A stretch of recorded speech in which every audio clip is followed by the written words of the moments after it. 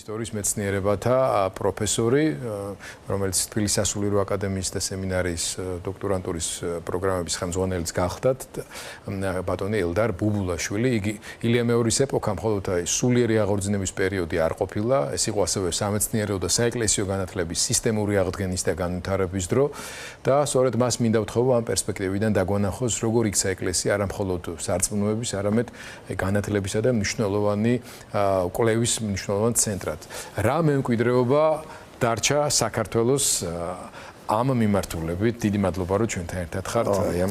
როდესაც უწმინდესი და უნეტარესი მოვიდა ხელისუფლების ეკლესიის სათავეში, იმ დღიდანვე დაიწყო ზრუნვა საგანმანათლებლო სისტემის, სასულიერო საგანმანათლებლო სისტემის გაუმჯობესებისათვის.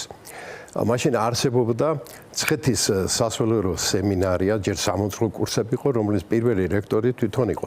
მაგრამ იგი ვერ აკმაყოფილებდა შექმნილ ვითარებას, სახელმწიფო აკონტროლებდა და კონტროლს უწევდა თუ ვინ აბარებდა და ყოველთვის ზღუდავდნენ ნიჭიერი ახალგაზრდები, რომ შესულიყვნენ სასწავლებლად თბილისის მცხეთის სასულიერო სემინარიაში.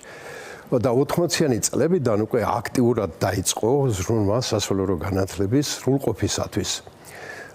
მაშინ ერთადერთი სასწავლებელი იყო და პატრიარქებმა 1994 წელს მიმართა მთავრობას, რომ მისცემოდა უფლება გახსნილიყო თბილისში სასულიერო აკადემია. რა თქმა უნდა, იმ დროს საქართველოს მითთა საბჭოსთან არსებულმა რელიგიის რწმუნებულთა კომიტეტმა უარი განაცხადა ამაზე, მაგრამ პატრიარქი არ მოეშვა ამას და რამდენჯერმე არქივში ძალიან საინტერესო მასალებია შემორჩენილი იმის შესახებ, რომ პატრიარქმა 3-ჯერ 4-ჯერ აღძრა ეს საკითხი და ბოლოს, როდესაც ეროვნული მოძრაობა გააქტიურდა 1998 წელს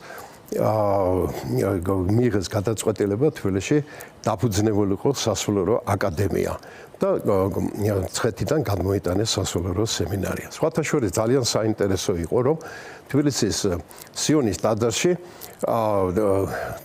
ესე იგი დიდი ესე იგი ტყავის ხარის ტყავიზე იყო პერგამენტი იყო და ვაწერდით ხელს, რომ მრევლიც მომხრე იყო სასულიერო აკადემიის დაარსების. ეს გარკვეული პეტიციის ფორმა იყო, ხარისხავსი აკეთებული მხარდამჭერები. 1998 წლის ოქტომბერში მოხდა მისი გახსნა. ეს საზეიმო ვითარებაში კადრებიც არის შემორჩენილი ძალიან. მოწვეული იქნა თბილისის სახელმწიფო უნივერსიტეტიდან კადრები და დაიწყეს პირველი ფაკულტეტი, ეს იყო საღვთისმეტყველო ფაკულტეტი. მე თვითონ 1990 წლიდან მუშაობდი იქ, კითხულობდი საქართველოს ისტორიას და კითხულობ დღესაც საქართველოს ეკლესიის ისტორიას. მისი უწმინდესობა ახერხებდა, რომ ხშირად ეულო ყოფილიყო ადგილზე. კი, ძალიან აქტიური იყო. და როგორი ურთიერთობა ჰქონდა პედაგოგებთან და სტუდენტებთან? მე მინდა ერთი სალამაგას შევხედოთ, ერთი ფაქტი აღვნიშნო, რომ თვითონ ესე იგი გაიხსნა ქალებისათვის, გოგონებისათვის ქრისტიანული ხელოვნებაცოდნებისა და ქრისტიანული ანთროპოლოგიის ფაკულტეტი. დღეს ანთროპოლოგიის ფაკულტეტი ქრისტიანული ფსიქოლოგიის ფაკულტეტად არის გადაკეთებული. და პერიოდულად მოდიოდა ხოლმე თვითონ უწმინდესი და აქტიურად იყო ჩართული. სხვათა შორის ესე იგი უწმინდესი გვეუბნებოდა და სტუდენტებთანაც, როდესაც გამოდიოდა, ეს რექტორი იყო ერთხანს ჩვენთან 90-იან წლებში, როდესაც ძალიან მძიმე ვითარება იყო და პირველ ლექციას ორშაბათობით განსაკუთრებით ატარებდა ხოლმე უწმინდესი, გამოიყვანდა სტუდენტობას და სხვადასხვა დავალებებს აძლევდა, რჩევებს ღებულობდა, ან თქვათ ეპისტოლეთა დაწერით დროს წერილობით თხოვდა, რომ ესე იგი რა შეიძლება ასალუყულიყო ეპისტოლეში. ანუ სანამ დაწერდა ეპისტოლეს, მანამდე ეკითხებოდა ახალგაზრდებს რა სურვილები ჰქონდათ, ხო, რას გამოხმაურებოდა. ან მინი სოციოლოგიური გამოკითხვა ძალიან საინტერესო იყო. გარდა ამისა, ძალიან მნიშვნელოვანი იყო, რომ მაშინ მოგეხსენებათ ძალიან ჭირდა ცხოვრება და ტკბილეულობას ნუგბარი მოქონდა და გაშლდა. ძალიან საინტერესო იყო და სხვათა შორის რამდენიმე მისი საუბარი, ასეთი ლექციის საუბარი გამოქვეყნდა კიდეც ძალიან საინტერესო არის. და ეს საუბრები გვირჩე ესე იგი დიდ აღმდგენლობით დატვირთვას იძენდა. მოყავდა მაგალითები, როგორც ესე ბიბლიური ეპიზოდებიდან, ასევე სხვადასხვა ქვეყნებში არსებული ვითარების შესახებ და სტუდენტებს მოუწოდებდა, რომ ესწავლათ.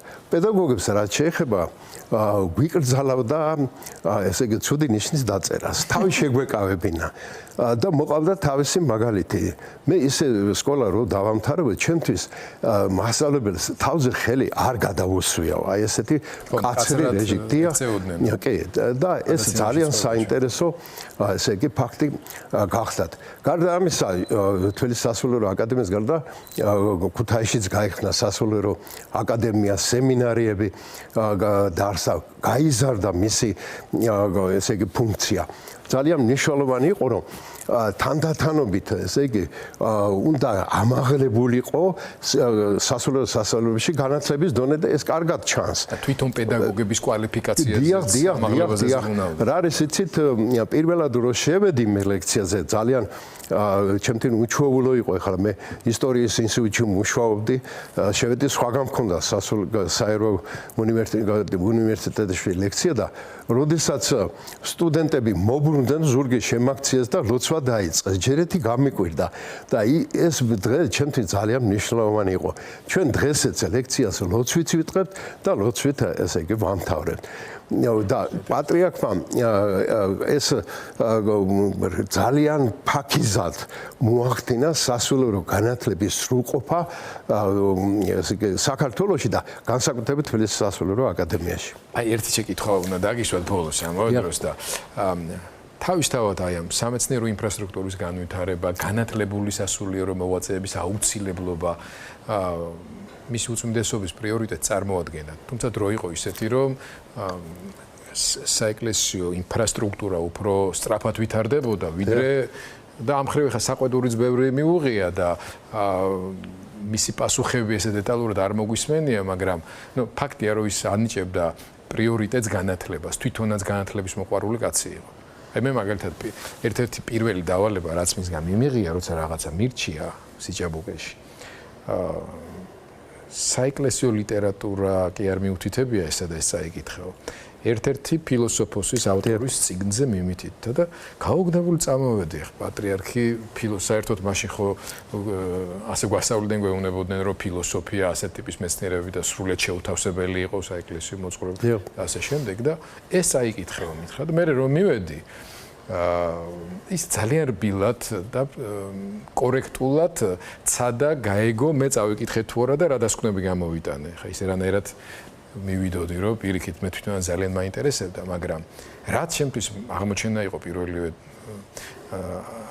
შეხვედრიდან ეს იყო თავისუფლების ხარისხი და თქვენი გამოცდილებიდან მის უწმინდესობასთან ურთიერთობის პედაგოგებთან ურთიერთობის და სტუდენტების მარტო სასულიერო სასწავლებლებისთვის სათქმელად არ ვამბობთ იქ ალბათ ისეც იციან აი ქართველი პედაგოგებისთვის თქვენი აზრით მისი უწმინდესობის რა მიდგომა უნდა იყოს გასათვალისწინებელი ანუ რაზე აშენებდა ის განათლების შინაარს ძალიან საინტერესოა თვითონ უწმინდესის პოზიცია იმასთან დაკავშირებით რომ არა მარტო ჩვენ არამედ სტუდენტებსაც განსაკუთრებით სტუდენტებსაც ურჩევდა რომ ესე იგი ყურადღება მიექციათ და განვითარებულიყო სტუდენტებში ანალიტიკური აზროვნება.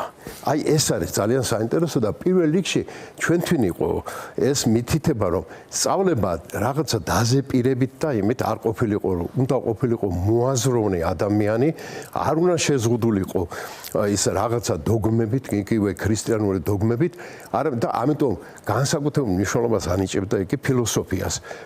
მოყავდა თავისი მაგალითები აღმოსავლური ფილოსოფიიდან მხრიდან ჩვენ გაოცებული ვიყავით თუ როგორ გაცვით-ცნობიერებული იყო უწმინდესი აღმოსავლური ფილოსოფიის მიმდინარეობებით და ძალიან მნიშვნელოვანი იყო ეს და სხვათა შორის მის ეპისტოლეებში განსაკუთრებით ეს კარგად ჩანს და ეს მარცვალი ჩადებული არის ის და ხშირად ძალიან საინტერესო იყო რომ ის პრობლემა რასაც სტუდენტები დასვავდნენ ხშირად სტუდენტები გამოყავდა და თავის სათქმელს ათქმევინებდა მაგრამ ვერ ბედავდნენ ხათრით და ამიტომ შემოიყო ასეთი რამე ესე იგი 5 დაადგმევინა სასწავლებლის ხელმძღვანელობას და ესე იგი თვითოულ სტუდენტს შეეძლო თავისი მოსაზრებები და თავისი შეხედულებანი სწავლების მეთოდებთან დაკავშირებით და სხვა ამ ყუთში მოეთავსებინა და შემდგომ ეს ყუთი იხსნებოდა და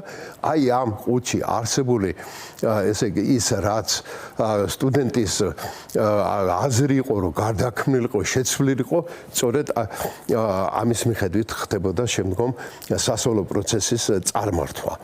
ძალიან მნიშვნელოვანი იყო ის რომ დიდ ყურადღებას აქცევდა რომ ესე იგი ჩვენთან იყვნენ პედაგოგები რომლებიც მოვიდნენ განსაკუთრებით ხელოვნებაცოდნეები და ძალიან უჭირდათ შეგუება ახალ ვითარებასთან და მათ კიდეც ეუბნებოდათ ნუ გეშინიათ ესე იგი თქვენ თანდათან შეხვალთ ქრისტიანული ესე იგი სწავლებით და ბევრს ისწავლით აქედან ამიტომ თითოეული პედაგოგი დღესაც ამბობს რომ ჩვენ ლექციები წაკითხვის დროს ბევრი ვისწავლეთ არა მარტო სტუდენტებს ვასწავლეთ არამედ თვითონ ვისწავლეთ და ეს იყო მთავარი რომ უწმინდესისაგან მართლაც თითოეული პედაგოგი ჩამოვყალიბდით როგორც აი მოაზროვნე ადამიანების სულ სხვა სამყაროში გვეხდებოდა ურთიერთობა საერთო სასწავლებლებთან შედარებით და ძალიან მნიშვნელოვანი გაზარდა უცნაური იყოს თქვენ უფრო თავისუფლად გრძნობდით როგორც ვატყობთ რა თქმა უნდა ბატონო და ძალიან დიდი მადლობა მადლობა